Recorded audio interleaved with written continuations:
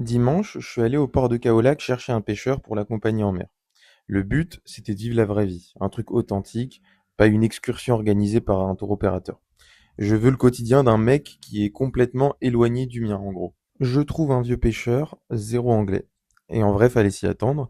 Donc avec l'aide d'une dame et de Google Translate, on se donne rendez-vous le lendemain à 9h. Donc le lendemain, j'arrive, et c'est une employée d'un tour opérateur qui nous accueille pour une excursion. Au final, c'était cool, on a pêché notre poisson, on l'a fait cuisiner. Enfin, Fiona a pêché les poissons, moi j'étais claqué, j'en ai eu zéro.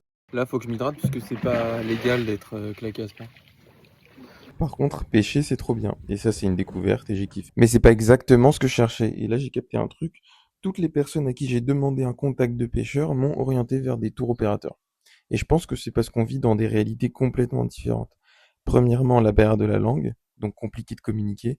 Et deuxièmement, eux n'ont jamais été touristes. Donc pour eux, si tu veux pêcher, bah tu prends une excursion, point, et c'est logique. Nous, on cherche l'authenticité, eux, ils voient juste quelqu'un qui veut pêcher.